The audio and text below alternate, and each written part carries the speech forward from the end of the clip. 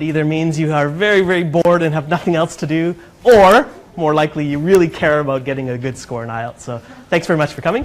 Thank you very much. Big welcome to all of our friends on Facebook. Hope you can see me. Wherever you are in the world, if you're on the beach or if you're here in Hanoi or somewhere in Vietnam, good to have you here. Thanks for joining us. Today we're going to have a little bit of fun. I won't make it too boring, I promise. I'll try and make it as fun as I can. And today I'm going to give you some tips about writing. But I'm not going to give you the normal boring tips about plan before you write and blah, blah, blah. I'm going to try and give you some practical tips to get a 7. So that's my goal for you, is a 7. And I hope you'll get at least that or more. So today I'll talk about 5 secrets, 5 specific secrets about getting a 7 in both Task 1 and in Task 2. Towards the end, I'll give you some recommended books and websites, which I find quite helpful, and I'm sure they'll be helpful for you too. And most of all, we'll have lots of time at the end. We'll have about half an hour for any questions at all about writing, whether they're little tiny questions or huge life-changing questions. I'll try my best to answer any questions at all. And the good news is, if you ask a question, you can win a lovely prize from the British Council. It's that easy. All you need to do is ask a question, and you can get one of these 10 amazing prizes. We have books from the British Council about IELTS. We have some USBs. We have some movie tickets. Really easy to win a prize. Just ask any question. OK, so to start with, just a little bit of get to know you. Maybe with the person beside you or a few people beside you. What's your target score for IELTS writing? Yeah, if it's 6, 6.5, 7, 9, 9.5, why not? What scares you? This is a deep personal question. Yeah, what scares you about IELTS writing? What's your biggest fear about writing? And the third, the most important question, I find this one divides Vietnam. Everybody has a preference. Are you a pho ba kind of person, or are you a pho ga person? Yeah. So with the person beside you, if you're watching on Facebook, maybe a comment in the live stream. Let's spend about 2 minutes. Yeah.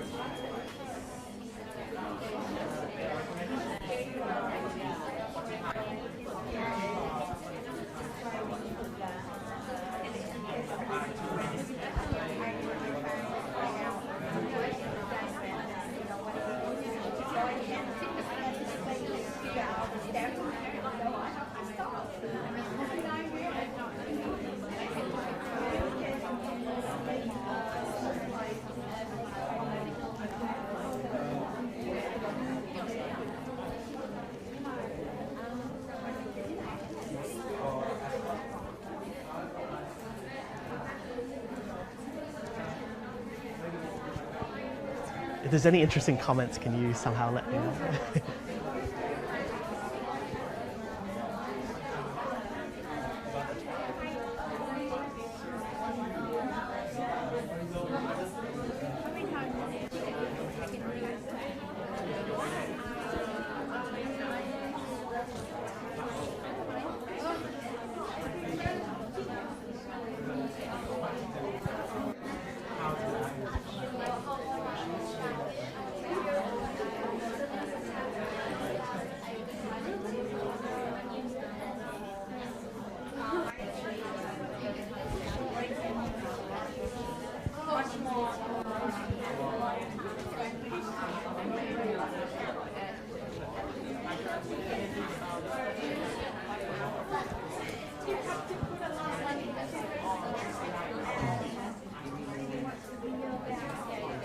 Okay. Sure, yeah. Can you explain more about the third question? It's you can only choose one, yeah? For the rest of your life, if you could only eat pho ba, or if you could only eat pho ga, you can only choose one, yeah. Okay, I'll share mine, yes, I'll go first. My target writing score, I'd be happy with an 8. I'd be happy with an 8. It's pretty hard, yeah. I'd be very nervous about running out of time. Yeah, I'm a very slow hand writer, so I'd be very happy with an 8, personally. What scares me about writing? Time. It's really hard to do everything in 1 hour. I'm the kind of person who likes to overthink, so I worry I just spend half of my time thinking. So that's what scares me. I'm probably not the only one. Yeah. And for me, I'm a classic, I'm a traditionalist. Pho ba that's my dream. Yeah, I could eat it every day for the rest of my life, and I'd be very happy. Okay, so let's start with the basic information about how it's marked. Task 1, it's marked in only 4 categories, and each of these categories is worth the same. Yeah, so the first one's called task achievement, which basically means have you followed the instructions? Have you done what the task is asking you to do? So for example, have you written at least 150 words? Have you summarized the main features of the graph or the diagram or the process? Have you included some data or some numbers to support your explanation? Things like that. The second one's called coherence and cohesion, which basically means organization. So is it easy for the reader to follow your essay from the beginning to the end? And normally the way you do that is using paragraphs, using discourse markers or kind of connecting words to connect your sentences so that the reader can just easily follow from the beginning to the end. The third one, it's kind of a confusing word. They say lexical resource. So a lot of people say, what does that mean? Basically, it just means vocabulary. So are you able to use a wide enough range of vocabulary to summarize this graph? And the fourth one is called grammatical range and accuracy, which means can you use a range of different types of sentence structures? Can you make not too many mistakes? It doesn't have to be perfect even for a 9. You're allowed to make a few mistakes in a 9, but not too often for those mistakes. Task 2, it's quite similar. These two are actually exactly the same between task 1 and task 2. Organization, there's only one slight difference which relates to paragraphs. So paragraphs in task 2, are a little bit more important than task 1 because task 2 is a longer essay. Task 1 is only 150 words, so paragraphing is not as important, but task 2, it's a little bit more important. Otherwise, everything else is exactly the same. And the big difference for task 2 is the first category is called task response, which means how well have you responded to the question. So how clear are your ideas? How well do you explain your ideas, etc. But really the big difference between task 1 and task 2 is the first category. IELTS is very transparent. Yeah, there aren't any big secrets. A lot of people ask me, so what are the secrets to getting a 7? I say, there are none. It's all right here. And they say, I know, but what are the real secrets? I say, there are none. Trust me. But IELTS does have copies that you can download for free. So if you go to these 2 websites, it should take you directly to the PDF. And it's a little bit complicated. It's a little bit boring. I'm not going to lie. If you're having difficulty falling asleep, about 10 minutes reading this, you'll be fast asleep. Dreaming of IELTS, maybe. So my advice is don't try and read everything. If you try and read from 1 to 9, it's just too much information. So maybe think about your goal. If your goal is, say, a 7, maybe read 6, 7, and 8. Yeah, but if your goal is a 7, why would you read 2? Right? It's obviously much below your goal. And if your goal is a 5, why would you read 9? So think about your goal, maybe 1 above and 1 below. That's enough. So the first secret, this one relates to task 1. And IELTS calls it a clear overview. And if you look at a 7 from task achievement, this is one of the bullet points. They say, presents a clear overview of the main features, main trends, differences, or stages. And if you look at a 6 and a 5, they also mention overview. So what is an overview? It's basically a very short summary of the most important thing. So imagine if your friend asked you, what's this about? And you only have 10 seconds to tell them. That's kind of like what an overview is. So for example, after today, if your friend asks you, what did you learn about at this workshop? And you say, IELTS. It's not very clear, yeah?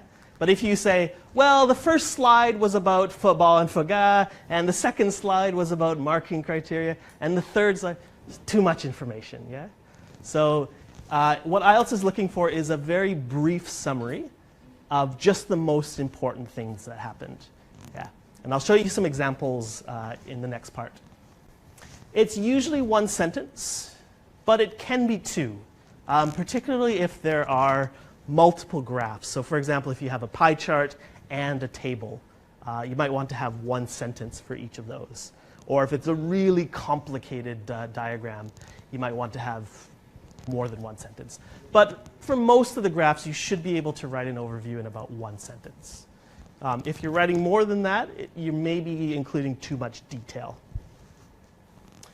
Normally, it's in the introduction paragraph. So normally what I would do is my first sentence would kind of summarize what's the graph about. Yeah? So if you look in the box at the top, it usually says, the graph shows information about blah, blah, blah. I'd change the words a little bit so I'm not copying. So I might use some synonyms. I might change the order a little bit. That would be my first sentence. And then my second sentence would be the overview. So I'd say, overall, more and more people are going to the cinema, for example. So normally I put those two sentences together in the introduction paragraph. And here's the most important thing of the day, yeah? If you only listen to one thing, this should be it. If you don't have a clear overview, it's a maximum 5 for task achievement. So even if you have a brilliant, beautiful essay, but you're missing that overview, you're stuck in the 5 for task achievement, which means you need to get higher scores in the other 3 categories, which is hard, yeah? So it's a really important sentence. It's not easy to write because you need to understand the graph first. So it will probably take you a few minutes to understand what's happening and then write the overview sentence. I'll show you an example, yeah? And I'll show you a bad example, a good example, and a great example. So this is the graph. I hope you can see it okay. It's basically about telephone calls in the UK. Very exciting topic. From 1995 to 2002. And we have 3 different categories, 3 different types of phone calls. Yeah. So before I show you the examples, maybe just have a think. Yeah, you don't need to share with your partner. Just have a think about what's the most important thing that you see. Yeah? Just spend about 30 seconds thinking.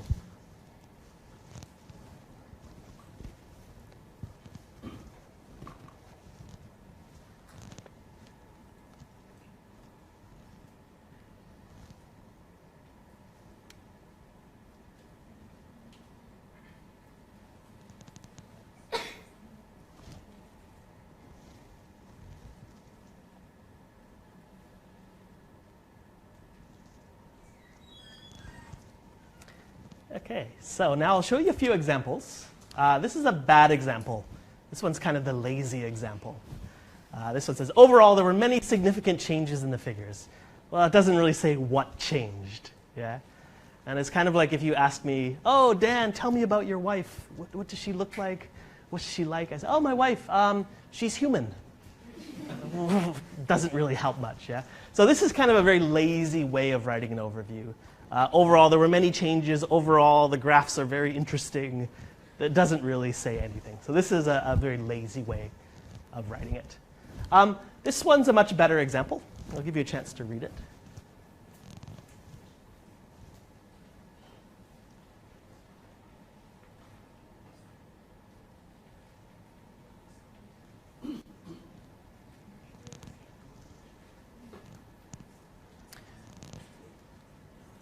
So this one's much better, and I'll explain some good features. So here they say the duration of national and international calls, so that's this one here, increased. And, and mobiles, so these two increased. And I know they did increase differently. So mobiles increase kind of exponentially, yeah? Whereas national and international increase gradually. But for the overview, you don't need to be that exact. It's okay just to be general and say they increased. Yeah? We can talk about the differences later in the body paragraph. But for now, it's okay if we just say increased. Whereas, so that's a nice connecting word to make it one sentence. Instead of having two short sentences, that word kind of connects it. Whereas local fixed line calls rose, then fell. So it's kind of summarizing the graph, what happened in the graph.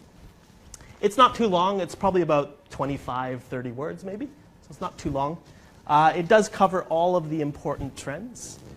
And it's a nice complex sentence. So this would be a really good example. Yeah? And I'll show you a great example.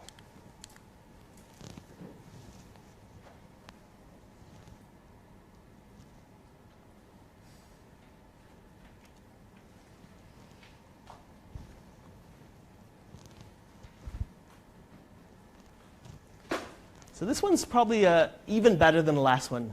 Any ideas why? What makes this one better than the last one? Any guesses? Specific time? Yeah, it does include that. Yeah. Anything else?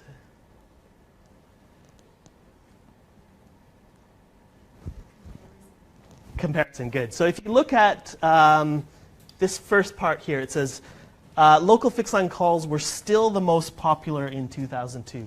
So this is quite interesting because it tells us what was the highest.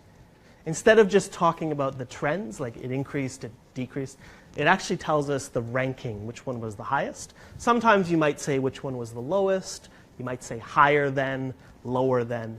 But this is a really good way of looking at not just what happened, but also what's important. So when they say still the most popular, it tells me that it was always number one. It was always the highest, right from the beginning to the end.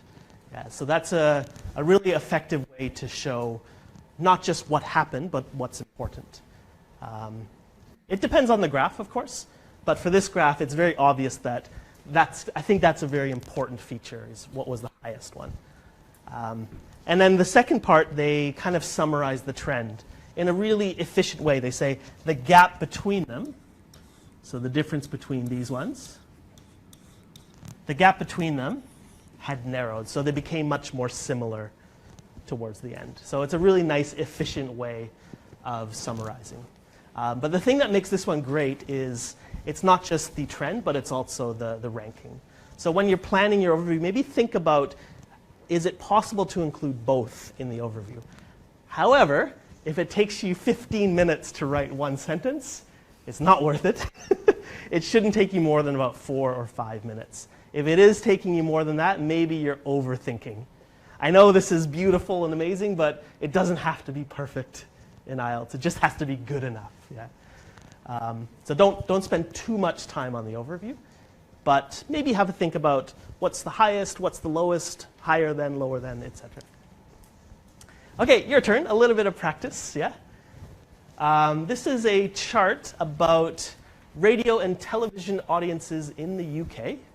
Another fascinating topic. Way back in December 1992, when people still listened to the radio. And this chart is interesting because it's hours in the day. Yeah. So it's from 6 o'clock in the morning until 6 o'clock the next morning. And we have two lines. This little dashed line is for radio, and this big dashed line is for television. Yeah. So with a partner, you don't need to write anything, just talk together. For our friends on Facebook, maybe just write a little comment if you have some time. What do you see as the most important thing that happened here? Okay. Let's say about 2 minutes with a partner, please.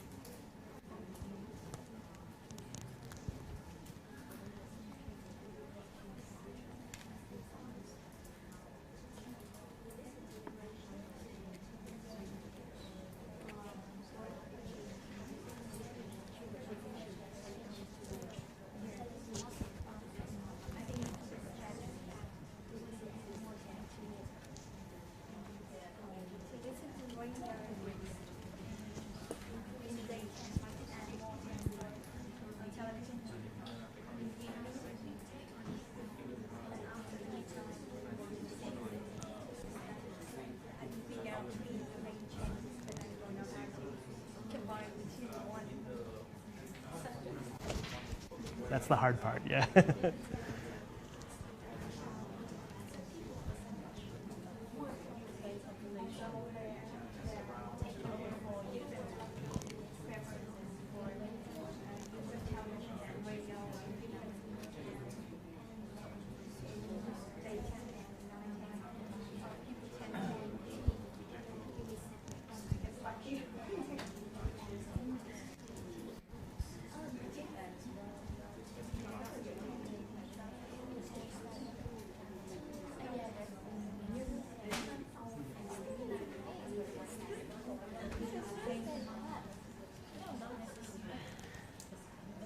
Okay, if you are brave and you'd like to volunteer, I do have 2 prizes. Yeah, I have a Collins Keywords for IELTS Advanced, an amazing read. It's a very interesting story. No, it's kind of like a dictionary of useful words for IELTS. And this one is the IELTS Essential Guide from the British Council. A very long read. It's about 500 pages of goodness. Yeah. So if you're feeling brave, just tell me your overview, and if it's not horrible, you can win a prize. Yeah. It's pretty easy, yeah. Any volunteers?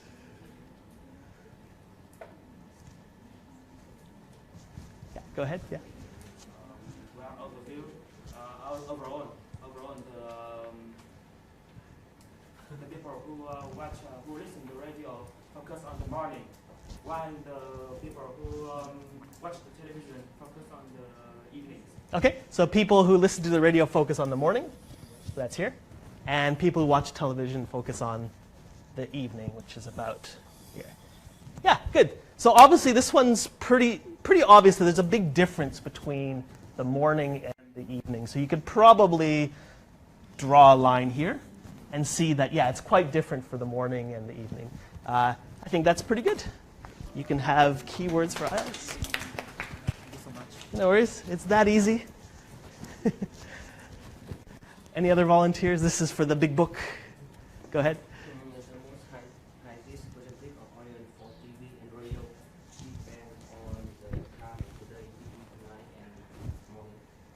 Okay, for radio from, okay. Okay, and how about for television in the evening? So you might say, what's the highest point in the evening? Audience for TV and radio depend on the time of the day. Okay. 9 and morning. Okay, 9 in the morning. And in the evening? Yeah. So yeah, for that one, you'd probably want to say, if you mention this one in the morning, you'd probably want to say, and vice versa, or on the other hand, television is most popular at about 8 in the evening, yeah. So it's good, you've caught basically the peaks of each of them, yeah. And yeah, I think that's a really good overview. So congratulations. Happy reading.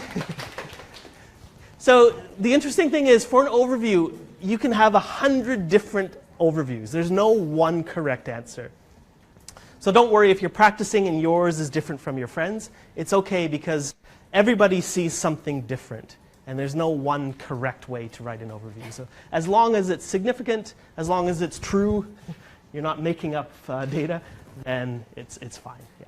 So don't overthink. It should take you maybe 4 or 5 minutes in total. If it's taking you longer than that, maybe you're overthinking. Okay, the next secret. IELTS uses this word quite a lot in coherence and cohesion. Remember, coherence and cohesion refers to organization. Yeah. And this secret applies to both task 1 and task 2. Because remember, organization in both of the tasks is quite similar, except for paragraphing. And IELTS uses this in 7 for a bullet point. They say uses a range of cohesive devices appropriately. A range of cohesive devices appropriately. So the first thing we need to understand is, what do they mean by cohesive device? Cohesive device is basically literally cohesive, or cohesion means sticks together. Cohesion means to stick together, excuse me. So what they mean in organization are words or phrases that connect your ideas or connect your sentences together. And there's many different words. Some people call them connectives. Some people call them connecting words. Some people call them linking words. Some people call them discourse markers. IELTS calls them cohesive devices. They all kind of mean the same thing, which are words or phrases to connect ideas or to connect sentences together. And I chose this picture because that's kind of how I see it. I see it as a link, a chain that links your ideas or sentences together. So here's what IELTS cares about. Number one, they care about a range of cohesive. So they don't want just simple ones. They don't want things like firstly, secondly, thirdly, fourthly. They don't want boring ones like moreover. Everybody uses moreover. They don't want boring ones like in conclusion. Imagine the poor examiners, if every essay they read, it's always firstly, secondly, thirdly, in conclusion. Next, firstly, secondly, thirdly, in conclusion. It's very boring, yeah?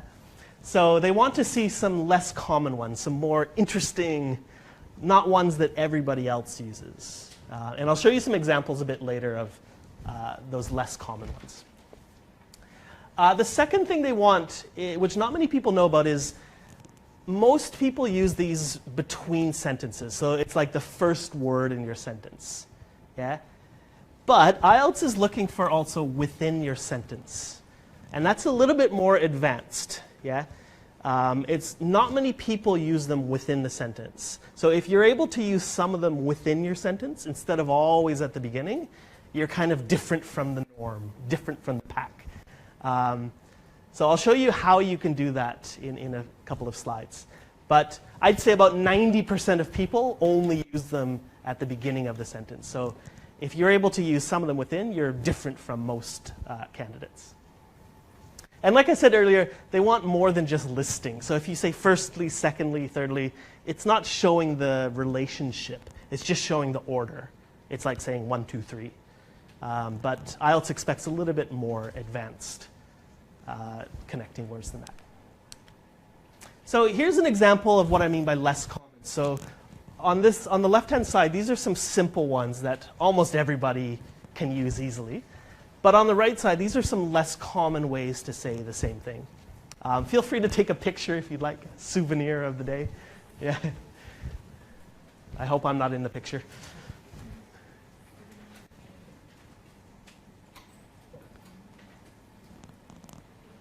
Now, you don't have to use all of these, yeah? In fact, if you used all of these, that would be a little bit too many. You'd be overusing them. So maybe use a couple from each of these categories, yeah? But you don't need to use all of these. But for example, instead of firstly or first of all, you might say to begin with. You might say first and foremost. It's something a little bit different than what most people would use. Instead of saying however, you might say conversely. You might say in spite of this or despite this, et cetera, et cetera. So these are some nice ways to make your connecting words different from most people. Yeah. I hope after today, not everybody is using the same ones from today. Just to start. There are many, many more out there.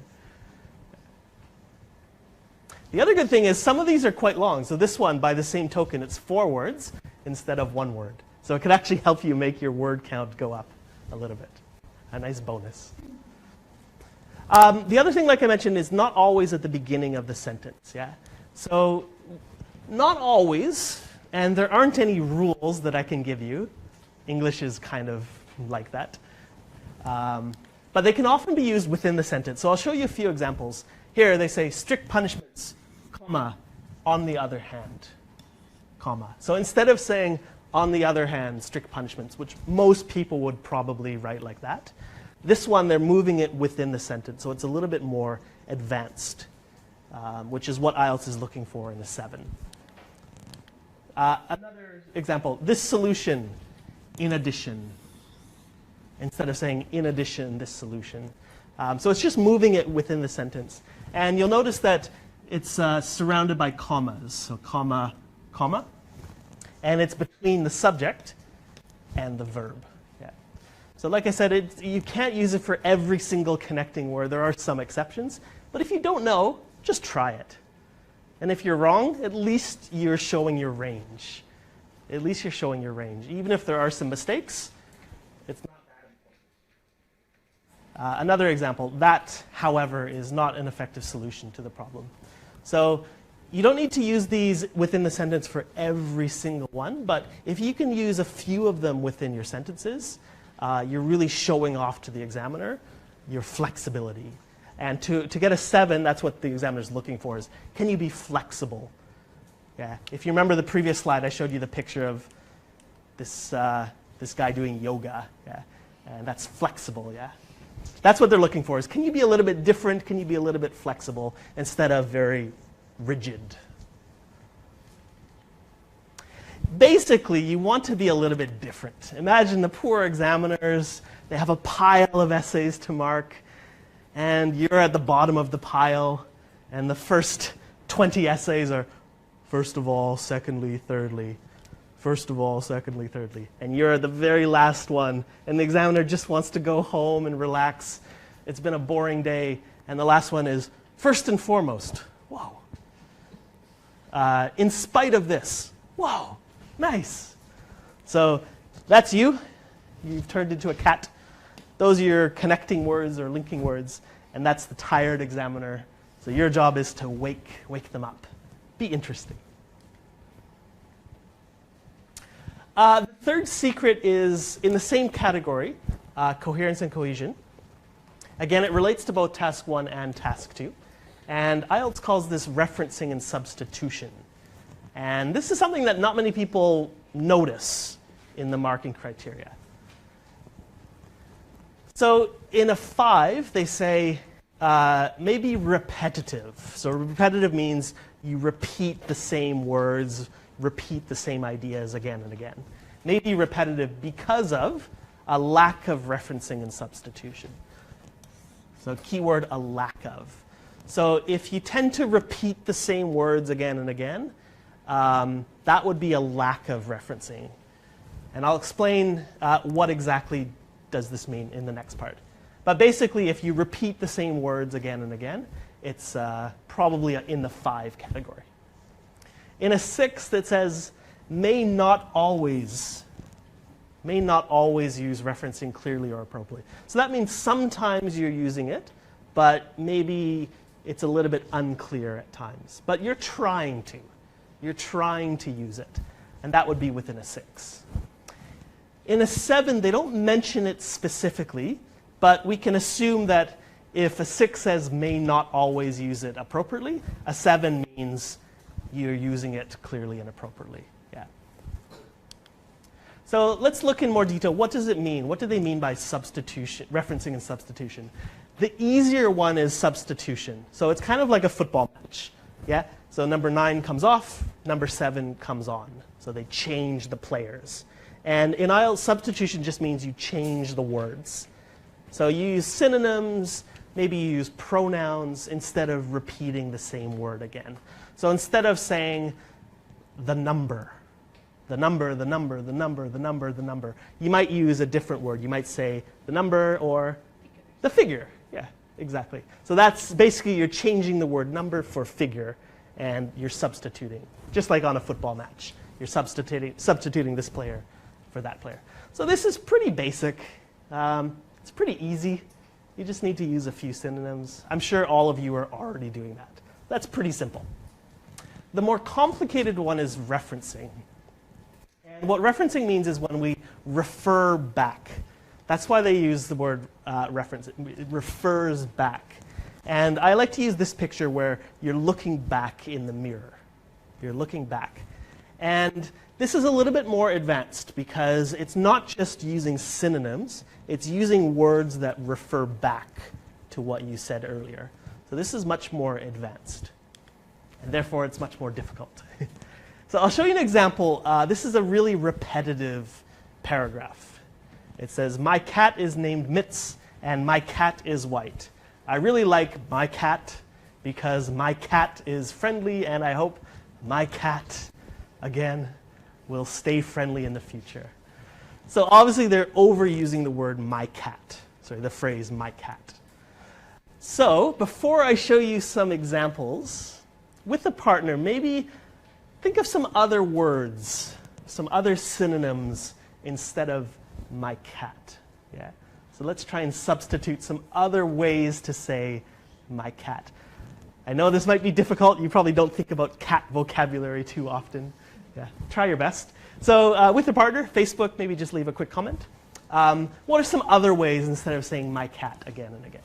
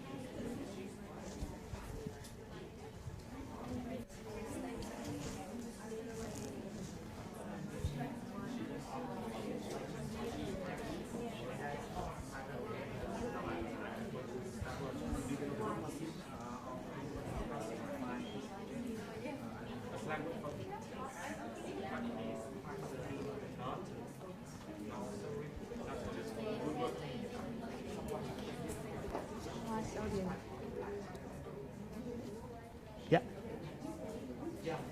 Pet mentions name. Shala.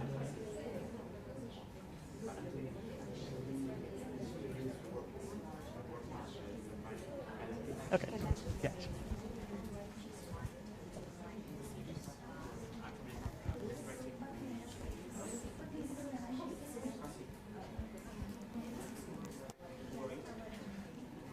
Okay, so now you have lots of cat vocabulary. Very useful in their IELTS. I don't think I've ever seen a topic about cats in IELTS, but maybe one day. Before I get some examples, I looked at the comments on the Facebook page. There was a really good one from Shala Abdullah. Sorry if I mispronounced your name. So using she or it. And that one's interesting because a pet, should you use it like a thing, or should you use he or she like a person? It depends. Normally, I guess in Western culture, people are very close to their pets. Most people would say he or she. It just depends how close you are to your pet, I guess. But yeah, you could use a pronoun like she or it. You could use the cat's name. You could use Mitts maybe again. Okay, any ideas from the audience? What else could I use instead of my cat? Yeah. My cat's name is Mitts and it's white. It's white. I really like my pet. My pet, good. Because he or she is friendly, and I hope my dear friend or my dear buddy will stay friendly in the future. Good, my dear buddy. Oh, that sounds very nice. Yeah, good. Yeah, excellent. Any other ideas for my cat? Yeah.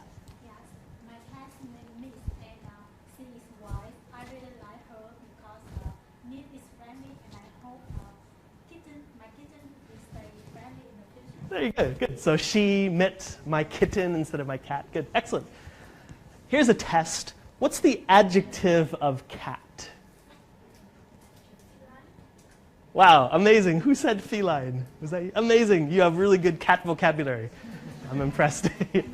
So I'll show you in my example. This is my example. My cat is named Mitts and she is white. Yeah. So like a few people have said, I really like my pet. I think that was the same.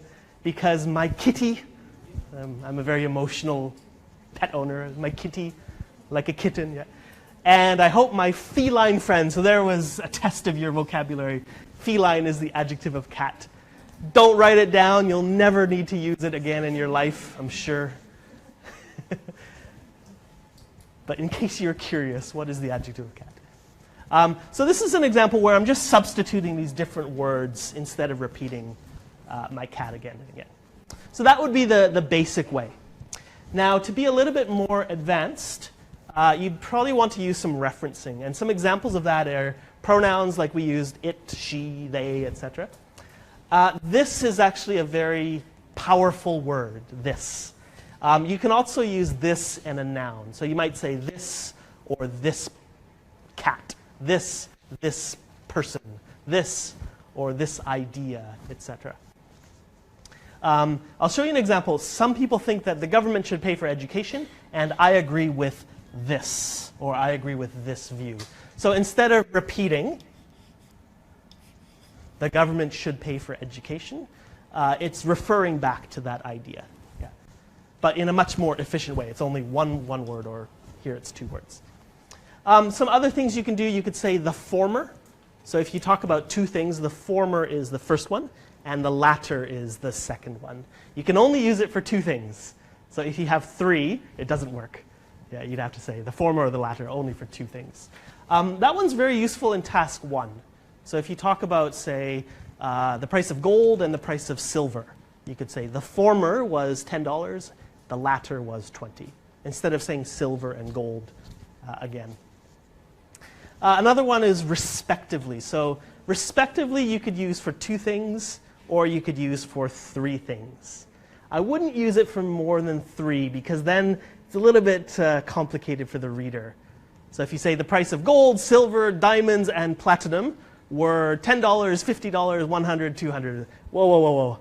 Which one's which? So I wouldn't use it for more than 3 things. Here's some other useful phrases. That of. Yeah. The price of gold was $100, while that of, instead of saying the price of again, that of silver stood at $50. So instead of repeating silver again, sorry, instead of repeating the price again. Here's an example of respectively. The price of gold and silver rose to $100 and $200 respectively. If you're referring to a point in time, you might say from this year onwards, or from this point onwards, or from this period onwards, instead of saying the year again. Another one you might say is the reverse, if something is opposite. So if you remember the example about radio and television, you might say radio is most popular in the morning, while the reverse is true for the afternoon. Yeah, or while the opposite was true for the afternoon. So instead of referring to the word, you're referring to the idea. Some other useful phrases for task 2. This is like a nice thesis statement here. This essay will discuss 2 reasons why I agree with this view or this viewpoint. In your body paragraphs, when you're explaining, you might say one reason for this is, one such example of this. This one actually has 2. It's a double reference. One such example of this is. One way of explaining this is, an interesting example of this is, this may be true to some extent, but, etc., etc. So you can see it's a little bit more advanced than just changing the words, substituting the words. So if you're able to use some of these referencing words or phrases, you're really showing off your advanced organization. Yeah. And like I said, not many people know about this in IELTS, and not many people use them in my experience. So you'll be different from the norm. So it's a good idea you came here tonight. Yeah. Okay, the next secret relates to task 2 specifically. And IELTS uses the word position. To get a 7 in task response, one of the bullet points is presents a clear position throughout the response. And a position, what's another way to say position? Any ideas? Stance, I heard, yeah. Opinion, yeah. Outlook, yeah. Point of view, perspective, etc., yeah. So IELTS is, for task 2, if the question is asking for your opinion, IELTS wants it to be clear, and they want it to be clear throughout the response. So it shouldn't change. Sometimes you see really strange essays where at the beginning it says, I strongly agree, and then at the end it says, I strongly disagree. Like, what happened? So it should be clear throughout the response. I chose this picture. I'm not sure if you can see it clearly, but for this picture, this person says it's a 6, and this person says it's a 9. So obviously, 2 different viewpoints. And if that's you, if that's the writer, and you say, I strongly agree, but the reader doesn't see that, they see I strongly disagree, it means that your perspective is not clearly being communicated. So before we talk about position, let's think about what tasks are asking for your position in IELTS. So I've chosen 5 of probably the most common question types in task 2. And for each of these, I'd like you just to talk with your partner or comment on the Facebook page. Which of these is asking for your position or your opinion or point of view? Which of these is asking for an analysis but no opinion? And which of these is asking for both position and analysis? Yeah? So for each of these 5 prompts, is it 1, 2, or 1 and 2? Okay? Let's say 2 minutes with each other, please.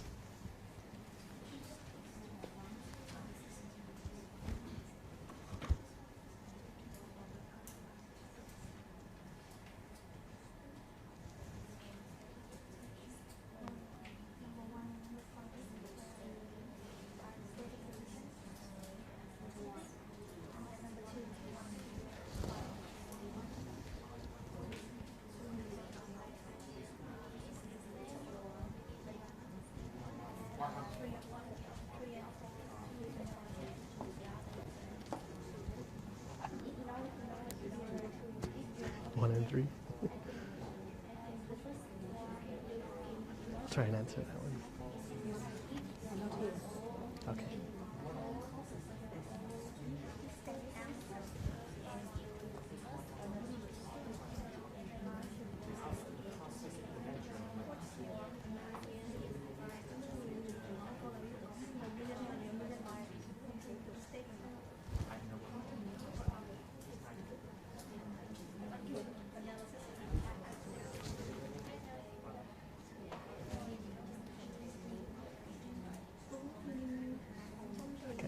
Cheng. Okay, thanks.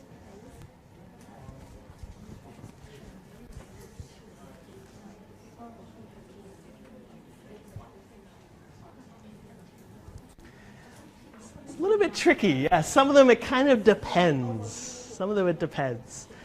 So I just looked at the Facebook comments. Thanks to Mr. Cheng. Thanks for your comments. I think you got most of them right. Let's go through them one at a time and see what I think. The first one, to what extent do you agree or disagree? Is that 1, 2, or 1 and 2? It's just 1. Yeah, they're asking for your opinion. And your opinion is how much do you agree or how much do you disagree? Yeah. Pretty simple. The second one, not so simple. Do the advantages outweigh the disadvantages? 1 and 2. Okay. It depends. It depends how you write it. So the way I would write it, which I think many people would probably do the same thing, is my first paragraph I'd talk about the advantages. So I'd analyze what are the advantages.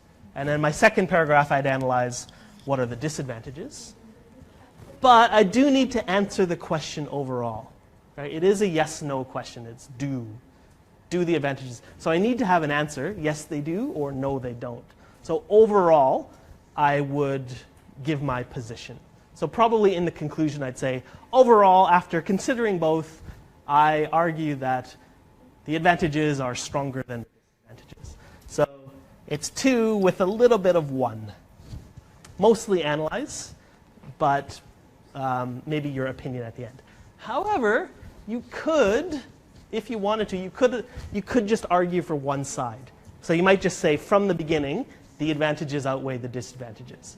And here are some reasons why. So you could make it mostly position with a bit of analysis. It just depends on your style. Yeah? I think the easiest way is analyze, overall, answer the question. That's the way I would write it. But you could kind of argue one side, I guess. The third one, discuss both views and give your own opinion. 1, 2, or both. It's kind of the same thing. It's really the same essay. So discuss both views, that would be analysis. And then at the end, give your own opinion, that would be position. Yeah. So it's kind of the same structure, really. Number 4, what are the causes of this and what measures could be taken to solve this problem? Analysis. Good. They're not asking for your opinion. They're not asking, is it good, is it bad? It's just analyzing. Oh, sorry. Thank you. Just number 2, just analysis. Yeah. So they're not asking for any position at all. And the last one, is this a positive or a negative development? 1 and 2? Yeah. Just one? It depends. Again, it's quite similar to this one where I could analyze what are the positive features, what are the negative features. Overall, negative. Or I could just choose one and I'd say, here are 2 reasons why it's positive. Again, if it were me, I'd probably be more balanced. I'd look at positive and negative, kind of like this one. But it is possible just to choose one side. But I would recommend maybe being more balanced.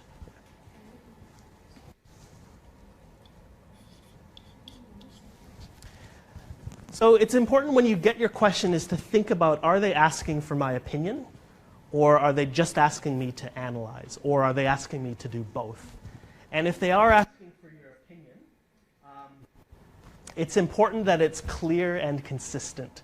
So for example, if it's agree or disagree, it should be very clear to the reader which one is it. Is it agree? Is it strongly agree? Is it slightly agree? Is it strongly disagree? It should be clear. The reader shouldn't have to think about it. It should be really obvious to them what's your opinion. And it should be consistent, so you don't want to change halfway through. Yeah.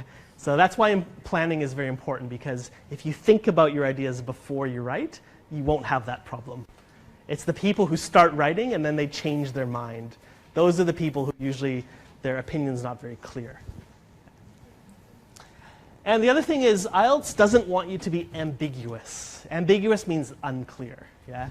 And a lot of people have these kind of phrases which don't say anything. So for example, every coin has 2 sides, and this issue is no exception. It's overused, it's a cliche in IELTS. And really, if you think about it, that doesn't say anything. It doesn't actually say what is your opinion. And some people change it. So some people change the word coin to knife, and they say every knife has 2 edges. It's the same thing. It's the same thing. But really, that's not drawing any conclusions. It's not saying anything. So try and avoid phrases like that. Overall, I both agree and disagree with this issue. I'm exactly in the middle. IELTS doesn't want you to be in the middle. They want you to have some opinion. It doesn't matter how strong your opinion is. It doesn't matter if you agree or disagree, as long as it's clear. But IELTS hates it when people say, overall, I don't know. Or overall, it depends. Or overall, I both agree and disagree. That's kind of lazy, I think. The next one, this is a serious issue in modern society which needs to be addressed. If it's so serious, why are you wasting your time doing an English exam? Go out and solve the world's problems. Don't spend 3 or 4 hours doing your IELTS exam. Go out there and solve the world's problems. The government needs to take action. Call the Prime Minister. Oh, no phones allowed in IELTS, I'm sorry. But basically, overall, be careful with these phrases because they don't actually give your opinion. And IELTS wants you to have a very clear opinion. So try not to sit on the fence. Sit on the fence means you're exactly in the middle. You're very neutral. If it's asking for your opinion, make sure it's clear. Examiners don't care what your opinion is as long as you have an opinion. The last secret is a tricky one. It's hard to improve, yeah? This one just takes a lot of time and effort. It relates to less common vocabulary. So this is the same in both task 1 and task 2. Yeah, it's exactly the same. And one of the bullet points in 7 is uses less common lexical items. Lexical items, words or phrases.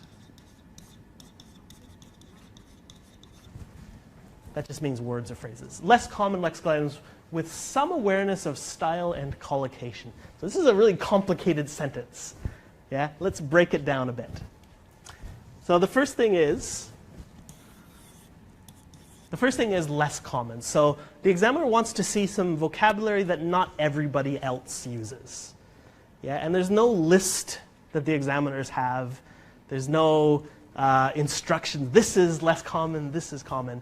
It depends on a lot of things, but it's kind of relative to other people. So for example, in Vietnam, a lot of people will use vocabulary like interesting, comfortable, useful.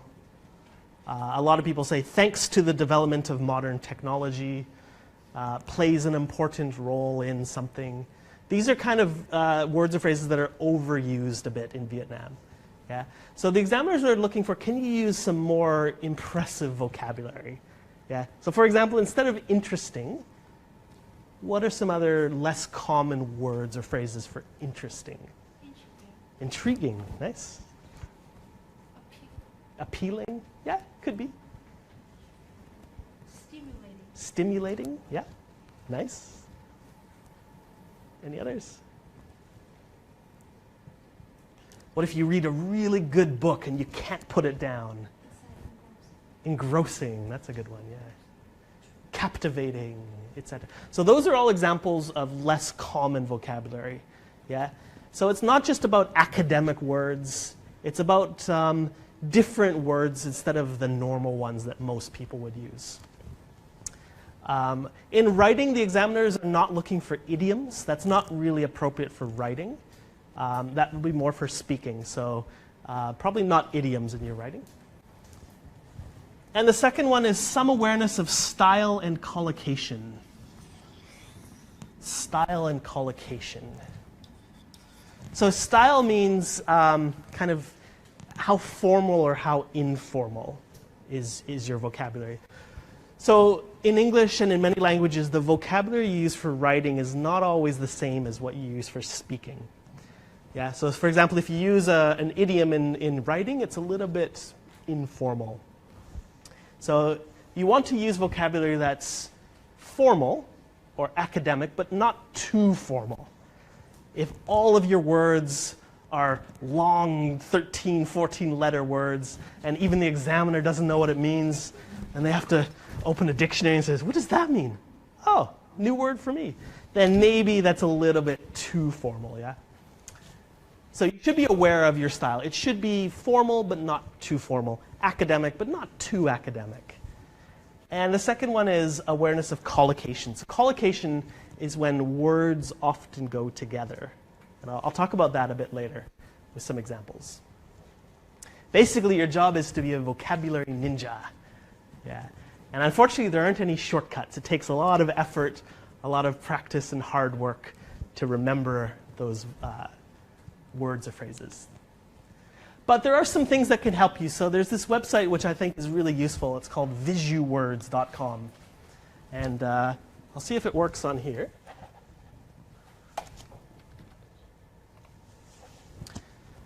It's a really nice website which will show you visually, that's the visu, some synonyms, some related words, etc.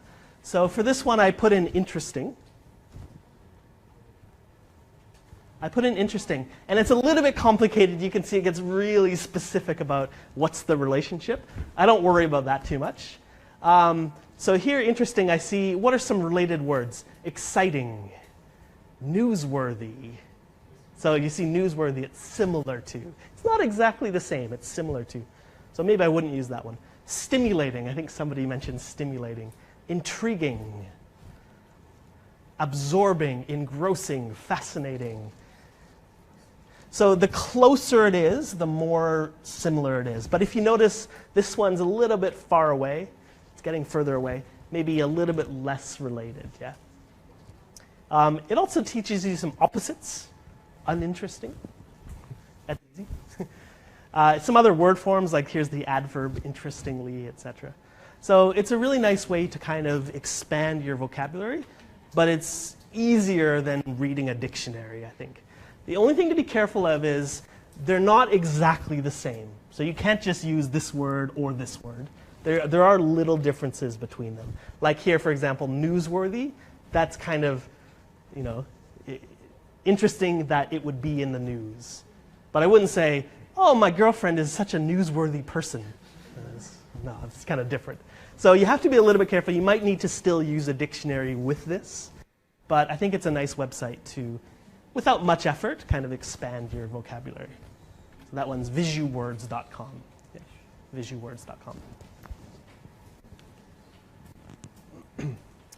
Another way to show off your vocabulary it's by using less common word forms. So in English, nouns usually have the most information. So the information in one noun is usually more than the information you get from an adverb or from an adjective. So nouns are really full of information. And in English, if you can change a verb into a noun or a verb into a noun phrase, that's called nominalization. Yeah? It's when you make a noun phrase from a verb. And I'll show you some examples of this. And this is, it's not easy, but it's easier than using less common synonyms, where often you can easily change a verb into a noun. Yeah? So in this sentence, they say, the planet's temperature is rising as a result of global warming. So this would be a verb phrase here. Whoops. Sorry. But an easy way to make it into a noun, you could just say the rise of.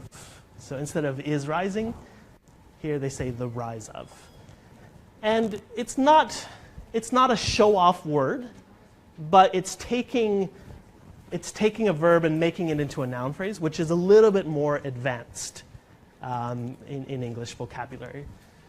A lot of nouns are really uncommon, and it's hard to know kind of what's the noun of this verb. But if you're able to, using noun phrases instead of verb phrases is a way of showing off your vocabulary. Yeah. So this is a simple example, but obviously a lot of nouns are quite hard to learn, quite hard to memorize. The third one is collocation. So collocation are when two or more words often go together. And I'll show you a few simple examples of what I mean. This one would be a verb. So what verb would often go with the word research? You do research. So if you use the wrong verb, if you say make research or have research, it just doesn't really go together, yeah? It's like a girlfriend and boyfriend who aren't really compatible, yeah?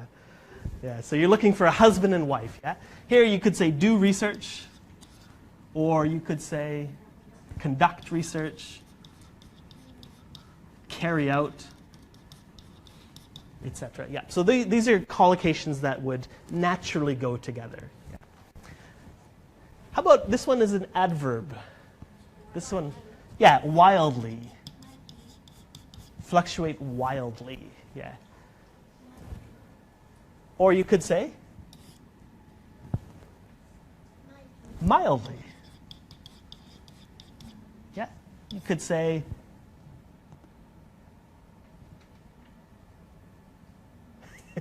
that's it. Maybe dramatically, etc. But if you say fluctuate slightly, it just doesn't really work, doesn't go together. It just sounds a bit strange, yeah?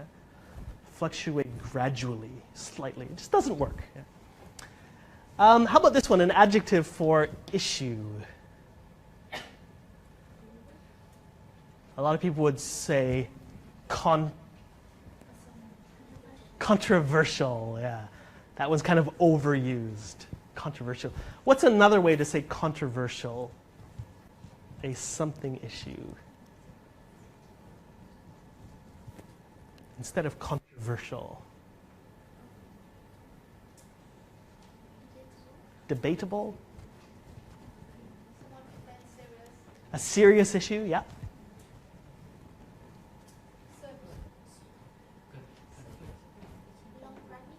Okay, so this is a tricky one. Now, it's a hard thing to do. If you look in the dictionary, and if you're looking for other collocations, it's kind of tricky. So these are two websites that can help you with collocations. The first one is called ozdic.com, and the second one is called Just the Word. And I'll show you some examples for issue. Let's use issue as an example.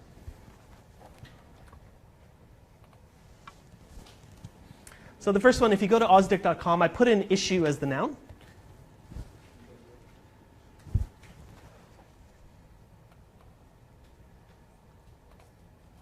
And quite easily, you can see we have a big issue, a burning issue, a central issue, a critical issue, a crucial issue, an important issue, a key issue, blah, blah, blah. This one for controversial, that's a nice word, contentious. a contentious issue, a thorny issue. So without much effort, you can kind of expand your collocations. Instead of just one word, you might be able to expand it to, say, 2 words, 3 words. And by doing that, you're showing your flexibility. And again, a 7, it's all about showing your flexibility. You have to be a little bit careful because, like visual words, it doesn't tell you the difference between them. Yeah, so for example, the difference between a vital issue and a major issue. It doesn't tell you here. So you might still have to use a dictionary to notice the difference between them. But it's pretty easy for a lot of examples. If you know this word, controversial, then this word contentious, obviously it's related. Yeah? So it's I think it's a pretty easy way to expand your collocations. The other one is called just the word. This one's a little bit more technical. Oh, looks like it's down. I must have crashed the server.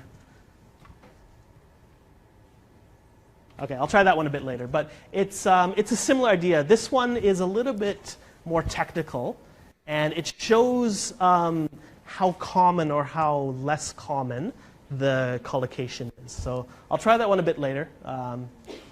I guess the server must be down. But if you can, when you're learning a new word, if you can also think about the collocation, if you can expand your collocations, then that's another good way to show off your vocabulary to get a 7. Again, there's no shortcuts. It's a bit of hard work.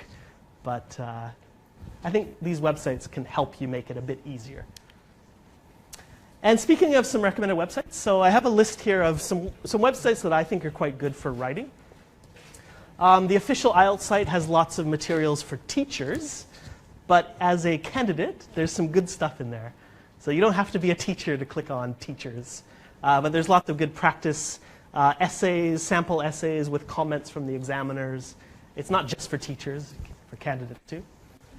The official IELTSasia.org has some good materials. British Council has some good materials as well. DC IELTS I think is quite good. Dominic Cole IELTS. He has videos, he has practice activities, etc. IELTS Liz I think is amazing. She has full videos. She covers every skill in IELTS. Lots of good video lessons. IELTSadvantage.com has some really good practice activities as well. IELTS Academic, IELTS Buddy is good for task 1. Whoops.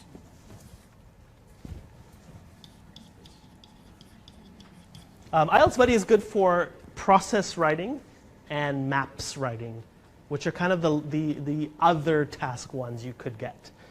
They have some really good lessons about that. And IELTS Blog as well. So these ones I think are my personal favorites. If I had to choose only one, I'd probably choose British Council. If I had to choose only 2, I would probably choose IELTS Liz. I think she has some amazing material. IELTS Simon, I hope Simon's not watching on Facebook. IELTS Simon, there's one thing I don't like about Simon. It's when he writes sample essays, he always says band 9, right? And it's kind of like, according to me, I'm the most handsome man in the universe, according to me. But if you actually look at the criteria, not all of his essays, I think, would be a 9, particularly for organization. So if you remember earlier today, I said you want to use a range of discourse markers, a range of linking words. He often uses first of all, secondly, for example, in conclusion. And he rarely uses them within the sentence. They're almost always at the beginning. So particularly for organization, I don't think everything he writes is a 9, even though he says it's band 9. So I think he's sending the wrong message to candidates. Because candidates look at his essay and they think, this is how I should write. But if you look at the IELTS criteria, it's not always a 9. So I know Simon has some really good materials, but I think just be careful when he says it's a band 9. Be a little bit more critical. And maybe look at the criteria and think, well, is it a band 9? Why is it not a band 9? So Simon, some great things, but maybe be careful. Simon, if you're watching, I apologize. Don't hate me. Some books, if you like the old-fashioned way of using books. I really like this series called Improve Your IELTS. They have one for writing, they have one for listening and speaking, they have one for reading. Really good practice activities to improve your writing over time. So if you have a lot of time, if you have a lot of energy, I think this is a really good book. If you don't have much time, if your test is tomorrow or next week, don't use that one. Use this one. This one's called Action Plan, and right here on the cover they say, last minute preparation. So it's everything you need to know. It's pretty short. It's about 130 pages, I think. It covers all of the 4 skills, but it's just what you need to know. There's not a lot of extra information, just what you need to know. So this is great if you don't have much time, or if you don't have much energy. I really like IELTS Test Builder for practice tests. I know it's not specifically for writing, but for their listening and reading tests, I think it's really good because the answer key explains the answer. So for example, if the answer is not given, it says why is it not given. Whereas the Cambridge books, it just says not given. And you say, but I wrote false. Why? Whereas this book will explain the answers. So not so much for writing. The writing samples are good, but I really like this series for the practice listening and reading tests. These ones are a little bit hard to find. Yeah, I don't know where you can buy them in Hanoi. But if you can find them, they're really good because they're official. They're official, straight from IELTS, yeah? There are 2 volumes. There's volume 1 and volume 2. They have a full practice test, and for writing they have about, I think, 3 or 4 for task 1 and task 2. They have sample essays, and they have scores from the examiner and comments from the examiner. So it's a good way to see what do the examiners give these sample essays. Yeah. If you can find volume 2, there's a DVD. If you still have a DVD player, most laptops don't have anymore. There are 3 full speaking tests, so you can see what happens in the speaking test. What does it feel like when you do your test in the room? What score did the examiner give, etc. So if you can find them, really good. This is another good book. It's called High Scoring IELTS Writing Model Answers. Easy to find in Vietnam. It's published in Vietnam. And this one's good because they're honest. They say, based on past papers. A lot of publishers will say things like actual tests or recent tests. But IELTS never releases their tests to the public. So if any book says actual tests, they're kind of telling a lie because IELTS doesn't release them. So at least this book is honest. They say based on past papers. Yeah. So they're similar to IELTS exams from the past. And when they say high scoring, they're actually high scoring. So when I read these essays, all of them are at least an 8. They're all really good quality essays. And it's really good for vocabulary because they have translations into Vietnamese. Yeah. So sometimes when you're learning vocabulary, if it's all in English, it's so much hard work. And if it's a translation, sometimes it's so easy. So this book has translations for vocabulary, which is quite helpful. Okay, so that's the end of the session. Before we move on to the questions part, where you can win some amazing prizes, if you can still remember, I know it's been a long evening, what are 3 things you remember from today's session, yeah? To refresh your memory, yeah? So with a partner or comment on the Facebook, what 3 things do you remember from today's session? Yeah?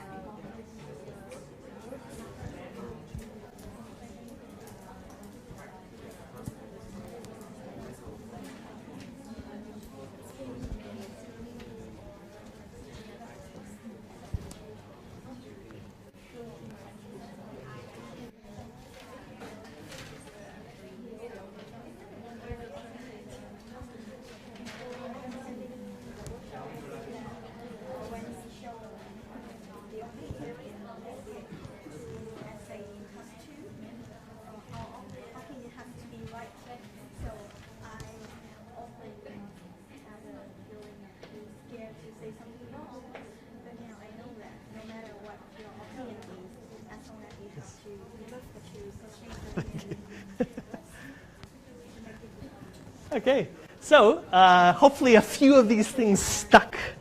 Yeah, I know there's been a lot of information, but at least if 3 of them stuck, then I'm happy. Yeah. So let's review what were the 5 secrets to success. What was the first one? Task achievement, yeah. Second one was referencing substitution. Oh, sorry, range of cohesive devices, yeah. Referencing substitution, yeah. I think we missed one though, didn't we? Before that. Overview, good, clear overview. Really important in task 1, yeah. Really important sentence. We talked about referencing substitution. After that, clear position, yeah. And the last one was, yeah, less common vocabulary, collocations, etc. Good. Okay, now, for me, it's the hard part. For you, I think it's the easy part. Any questions? And remember, if you ask any question, and for our friends on Facebook as well, there'll be some prizes for you if you ask some good questions. So any questions about writing? Yeah. Hopefully it brings the quote by the famous or well-known person into the IELTS writing class. Can you bring quotes from a famous person into writing? You can. It's a little bit tricky because you'd have to memorize them. And it can be difficult to make sure the quote relates to the topic. Yeah. So a lot of people, they might just memorize a quote from Einstein and try and use it for any topic. So it's a little bit risky, I think. And it's easy to make a mistake. So if you don't remember it exactly, or if you make a mistake with one of the words. So for IELTS, I probably would avoid it because they're not expecting you to bring anything from outside, right? So you don't have to bring in any facts. You're not expected to have any research or even quotes. So you're not expected to, and it's a little bit risky because it's easy to make a mistake. So maybe I would try and avoid quotes. Yeah. Oh, Ling, how do I do the prizes? You can choose. Okay, thanks very much. You can choose a prize. We have IELTS Essential Guide. We have USBs, notebooks, keywords for IELTS. Good choice. I would choose the same. Thank you. Enjoy. Happy reading. Oh, now everybody's hands go up. It's that easy. It is that easy. Yeah.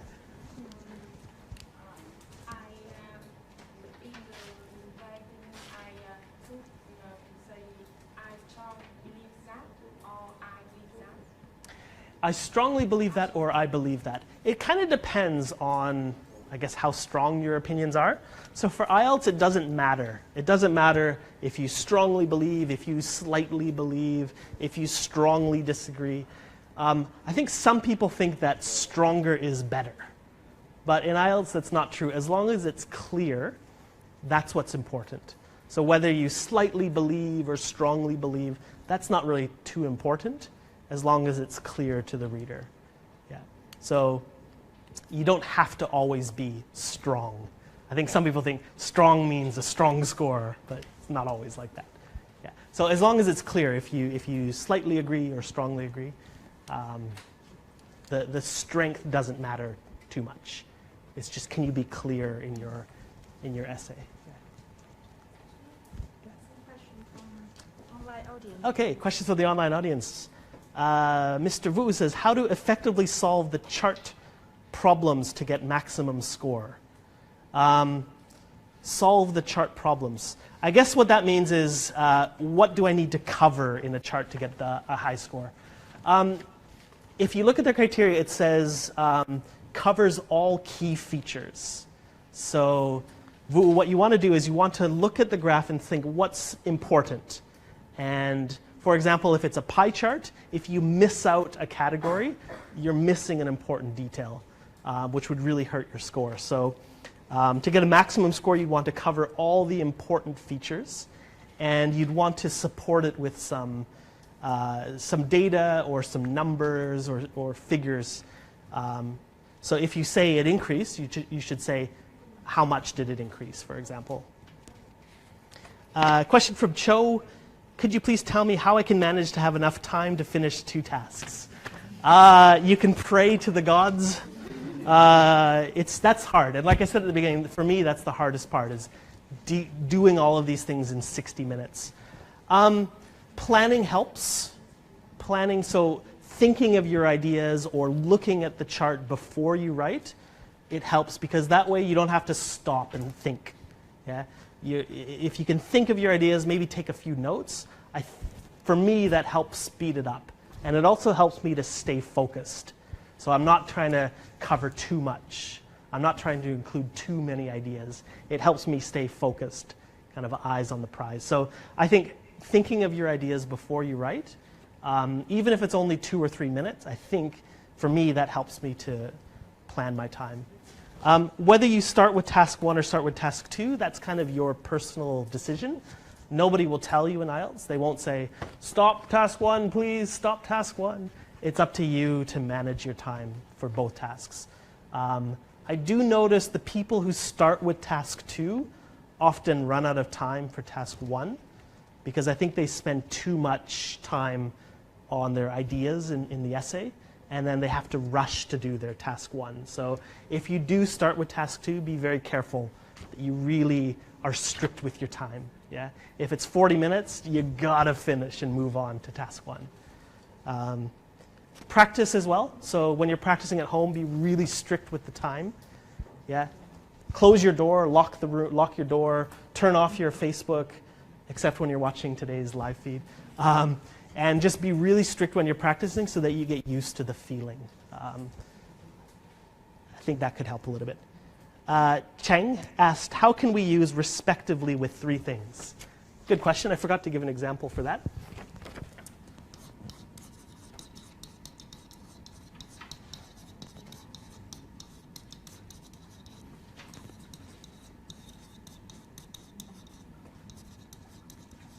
Try and write it here.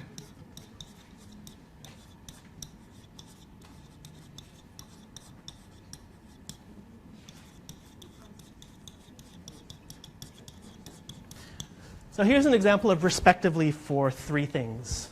So I'm not sure if you can read my writing, probably not.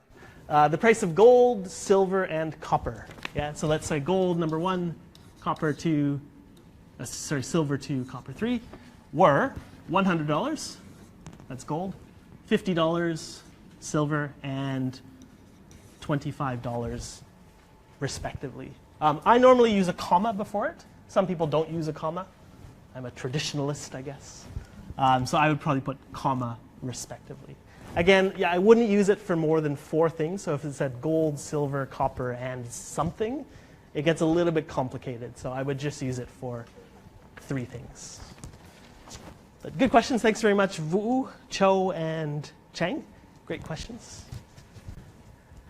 Sorry, I forgot the prize. You can choose any prize you'd like. Oh, this is a popular one. Ling, I think we need to get more of these. Go ahead, yeah. Yes, could you please share the risk experiences around how to increase the capacity of academic works? Because sometimes I use the words, but I don't know if it is used in spoken English or in written English. Yeah. So there is some difference. Sure. Actually, funny you should mention, because a good dictionary, I'm not promoting Collins specifically, but they actually are quite good because they'll tell you if it's academic. So right here, core, it says academic word. And there are other dictionaries. Macmillan is quite good for that. Oxford has, I think they call them keywords, or the Oxford 3000 or something. So good dictionaries will tell you if it's academic, if it's formal, if it's informal, whereas other maybe lower quality dictionaries wouldn't tell you that information. And that's why you have to be careful. Although I recommended those websites, they don't tell you that information. So you'd have to use them in combination with a good dictionary. And the hard part is to remember.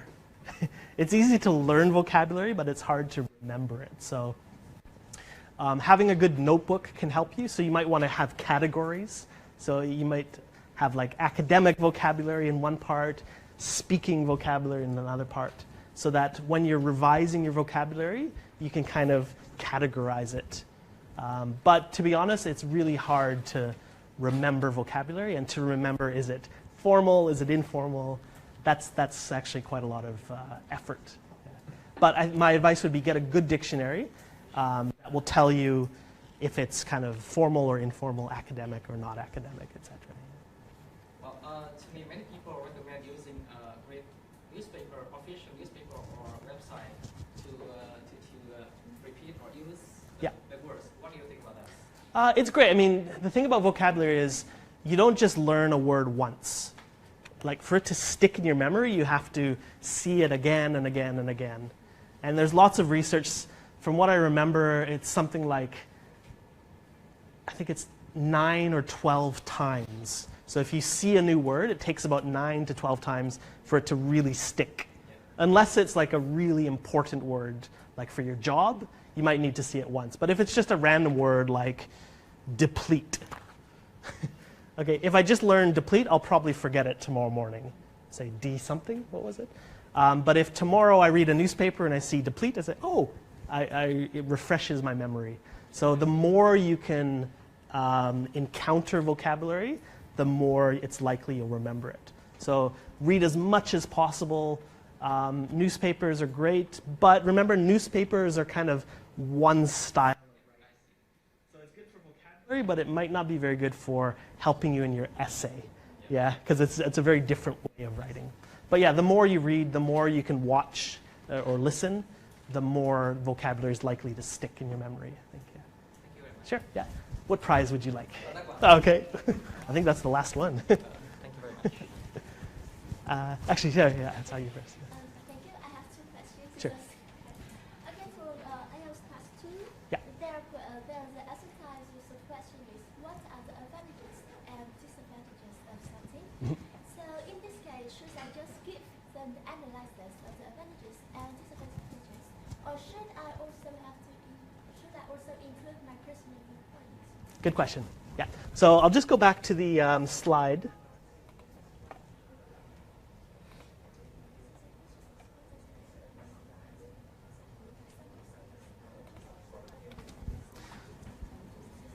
So it was advantages and disadvantages. Was that it? Yeah, so the question is, Yeah. what are the advantages? What are the advantages? Okay. Yeah. So it's something like somewhere in between. Okay, good. So if the question is what are the advantages, disadvantages, they're not asking for your opinion. They're just asking you to analyze it. So for that one, it depends if you want to just talk about one. But again, for me, I'd probably be balanced and I'd say, okay, here are some of the advantages and here are some of the disadvantages. But if they're not asking you for your position, like this question where it says, do the advantages outweigh, then you don't actually have to give your opinion. Yeah? Because I read in some books it suggests that whether you are asked to give your personal opinion or not, you Yeah. are, or you are expected to give your personal opinion. Well, not exactly, because I always like to imagine if you go to a court, yeah? So let's say you go to a court of law and you have to defend yourself. You could defend yourself and say, well, they just asked me what are the advantages and they didn't ask me what do I think about it. So I think you would be able to defend yourself in court. But for this question, if it says, do the advantages outweigh, you would, if you went to court and you say, well, I didn't answer the question, but I don't have to, they'd say, yeah, yes, you do. So I think for what are the advantages, disadvantages, you don't have to give your opinion. But for this question, you do have to give your opinion. So just be very careful when you read the question. Some people skim it, and they might say, yeah, advantages, disadvantages, I know. And they might not notice the do, for example. So just be really slow when you're reading the question so that you don't make a mistake. Yeah. And thank you very much. You're And welcome. my second question is for the IELTS class 1 on process. Yeah. Sometimes we have a very complicated process, especially for manufacturing process, things like that, and we hardly have a comprehensive understanding of what the process is about. Yeah. So what am I suggesting to do? Good question. Process. So what are you expected to do? Just get my pen. Where did I put my pen? There it is. Okay, so for a process, I think it's the easiest task one. And I'll explain why. A process, they're expecting you to describe what you see. Whereas a graph, they're expecting you to summarize the information. And in order to summarize the information, you need to understand it. Because you need to think about what's important, what's less important, what's a key feature, what's a supporting feature. There's a lot of thinking for a graph. A process, all you're doing is you're summarizing the picture. You're summarizing what you see. So you don't have to understand it. Like if it's a complicated process about how soybeans are harvested, and I see the picture and I say, I have no idea what this means. It doesn't matter that much because I'm just describing what I see. Yeah? So it's a very visual task. And the other thing about process is, the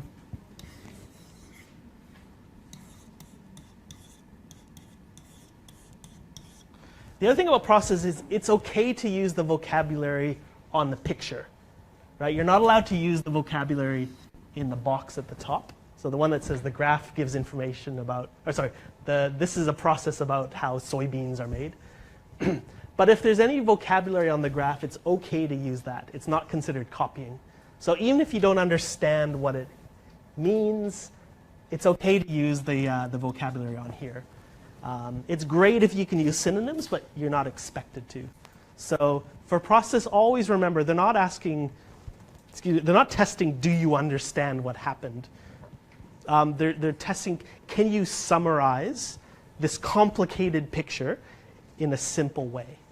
So even if you don't understand how it works, it's not an engineering test. It's just a language test. So don't worry too much about if you don't understand it. Just try your best to summarize what you see. And remember, it's okay to use vocabulary from the picture when you do that. Yeah. So for the overview for a process, we just summarize these stages. Overview for a process, I would normally, the simplest way is how many stages and what's the end result. So for example, if it's this complicated picture, I might say overall after 4 stages, bottles are produced. And that would be a very simple example, but that's basically how you'd write an overview for processes. How many stages, like how many separate stages, and then at the end, what happened. You're welcome. Which one would you like? We have USB, notebooks, movie tickets from CGV, IELTS. Yeah. This one? Oh, happy reading. That's going to put you to sleep very quickly. Okay. Oh, a lot of questions. Go ahead. Thank you so much. I'm always struggling with the translation in task 2. So Okay. Can you give some tips to write fast? Yep. Conclusion in task 2. Okay. So it depends on the question, but let's assume you get a position question, right? So let's say, assume you get agree, disagree, or something like that, yeah? The first thing, most important, is what's your overall position? Yeah, so if the question is, to what extent do you agree or disagree, the first thing you need to do is say the answer to the question. Yeah.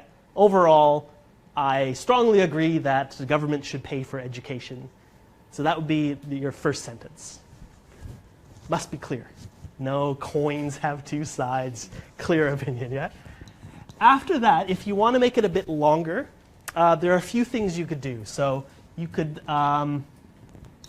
summarize your reasons. So you might say, overall, I strongly agree the government should fund education because, and your first reason was this, your second reason was that. You could kind of summarize your reasons. You could also end it with something like a prediction. So you might say, for example, if the government funds education, children will be more likely to be successful in their future careers, or something like that. Or so you could give a prediction. You might give some advice. Yeah, so you could say, I strongly encourage the government to fund education because children deserve a bright future, something like that. What else could you do? Yeah, those are all I can think of. But really, the most important thing is you need to have an overall position if it's a position question. If it's not a position, if it's an analysis, then I would probably summarize what I talked about in my essay. And again, your last sentence is optional, but you maybe do something general like a prediction for the future or some advice or something like that. Yeah. According to some of my English teachers, they say that we are not allowed to add a new idea into the conclusion. Correct. So prediction and advice, do it seem like a new idea in the conclusion or not? It's not. I mean, you have to be careful that you don't want to give a new reason in your conclusion. But I think if it's something general, like a general prediction or a general piece of advice, I don't think you're including a new idea because I think it's still related to your overall essay. So as long as it's pretty general, I wouldn't worry about that. But if it's a very specific new idea, then you'd have to be careful. But I think for this part, as long as it's general, you don't have to worry about that too much. If you are worried about it, then just don't write that one. But for me, I wouldn't consider that a new idea. You're welcome. What would you like? You have choices of notebook, USB, movie ticket, or IELTS Essential Guide. Can I get another Collins book? Can we get another Collins book, Ling? Sorry, I think we've run out. Yeah. I will take the IELTS about more than 1 month, so Ooh. do you think that I will read it? Okay, I think so. If you can read, how long is it? It's 490 pages. So that would be how many pages a day? My math's not very good, but it's possible if you're dedicated. Okay, I will try. Okay. Thank you so much. Enjoy. Good luck. Yeah. Should we use the IELTS itself or the risk cancel, if possible? The IELTS itself? If possible, in the final. What do you mean by the IELTS itself? Should we include an example about the IELTS? Oh, an example about the IELTS. I guess it depends on the topic. So if the topic were about language tests or tests, maybe, if it's relevant. But yeah, it's okay to use the IELTS as an example as long as it's relevant. But I think it's not too often in IELTS you'd get a topic about English tests. But maybe if it's a topic about language or if it's a topic about education, you might be able to. You don't have to say IELTS is great. It's not like the examiner will say, good example, have a 9. But as long as it's relevant, then yeah, it's okay. Yeah. Just think about whether it's relevant to use that example or not. Okay. You have a choice of notebooks, USB, or movie tickets. Yeah, I think I will have to settle with the USB. Okay. I would choose this is a really nice one, actually. Okay. Oh, we have 3 questions from Facebook. Let me think. We have 4 prizes. The first question from Tui Lei is, should we use the first person pronoun, I, me, or we, when we want to express our personal opinion? In IELTS, it's okay. I know for a lot of formal writing, like your assignments at school or dissertations, you avoid it. But for IELTS, it's okay to use personal pronouns. I think, in my opinion, I believe, etc. And it's also okay to use personal experience for your examples. So if you give an example, it doesn't have to be a statistic or a fact. You could say, for example, in my hometown, people blah, blah, blah. Or in my country, people blah, blah, blah. So for examples, it's okay to use an example from your personal experience. It's okay in IELTS. So it's a formal writing, but it's not too formal. It's okay to use I, me, my opinion, etc. Chuang had a question. What if task 1 is mixed with 2 charts? How do we know which is the main chart and how much should it account in our writing? Okay, so if you get more than 1 graph in task 1, you have to cover both of them. Right? If you miss the second one, I think you'll get a 4 for task achievement. You missed a key feature. So you have to talk about both of them. Which one is the main one? Which is the secondary one? It kind of depends. But but it's not that important. You don't need to think about that. As long as you cover the key features for both. If it's a bigger graph, you'll probably write more for that one. But to be honest, you don't need to worry about that much, Chuang, because as long as you cover the key features in both, you'll be all right. So don't worry if your two paragraphs are not the same length. If one is bigger than the other, it's not a problem for that situation. The last question is from Tup Ang. Task 1, for example, requires at least 150 words. Should I write about 200 to 250? Or stick to the 10% rule, which means I should be plus or minus 15 words to the essay's length? Okay, you don't need to write 200 to 250. In fact, it's really hard to. For most task 1s, it's really hard to write that many words. There's just not that much information. So no, you don't need to write more. You won't get any bonus points for writing extra. So no, you shouldn't. I wouldn't try and write 200 to 250 words. The 10% rule, it's not really a rule because that's not what IELTS does. They just care about the minimum. So you need to write 150 words. That's it.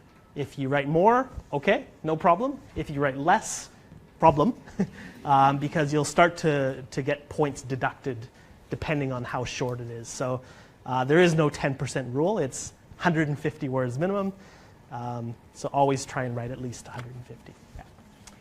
Good questions from the Facebook crew. I think we have one more prize. Okay, I'm going to be as fair as possible. I'm going to close my eyes. I'll say 1, 2, 3, hands up, and the first hand I see, I will ask. Okay. Okay, hands down. I'm not looking. Hands down. Okay. 1, 2, 3, hands up. I saw this in the purple. Yeah.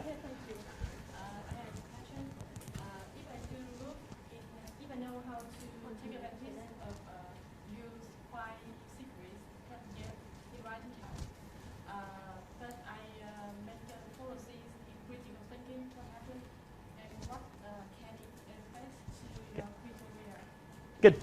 So, good question. So the question was about, let's say you follow the 5 secrets, which is great. I hope you do. But let's say you have some problem with your critical thinking and your ideas. How will it affect your score? To be honest, it doesn't really affect your score because it's not a test of your critical thinking. It's not a test of your ideas. It's not a test of how smart you are. It's not a test of your creativity.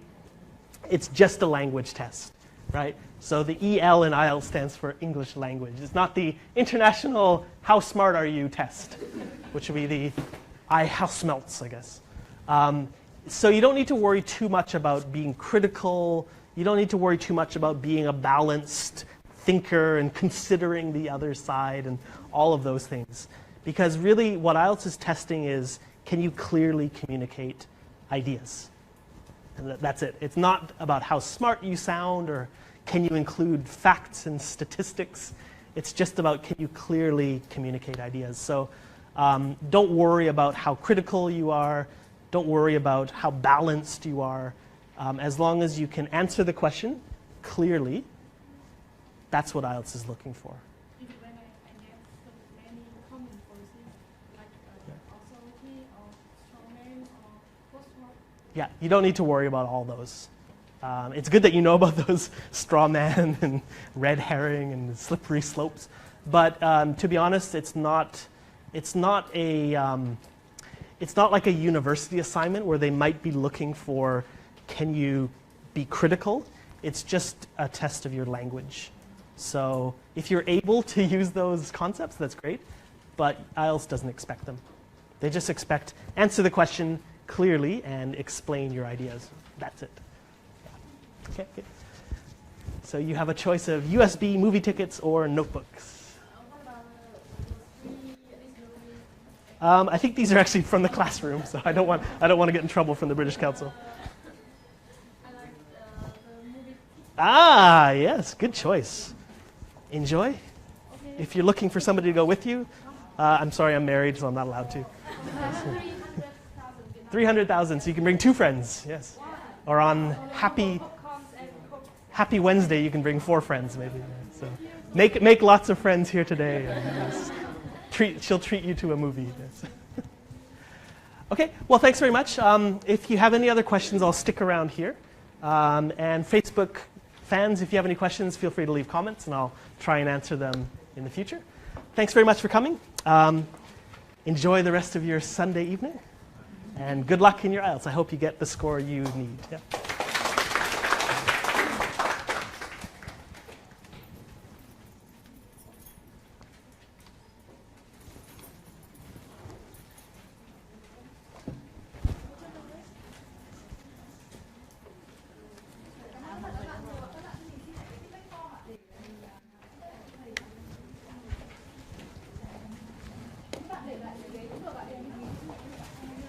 Yeah, sure. It's about the discussion essays. It's about if what are the discuss both views. Yeah, and give your opinion. Yeah. So is there a rule that we should give the opinion that we support first, or we can write in a note? There isn't a rule. Normally, what most people would do is they just follow the same order as the box. So for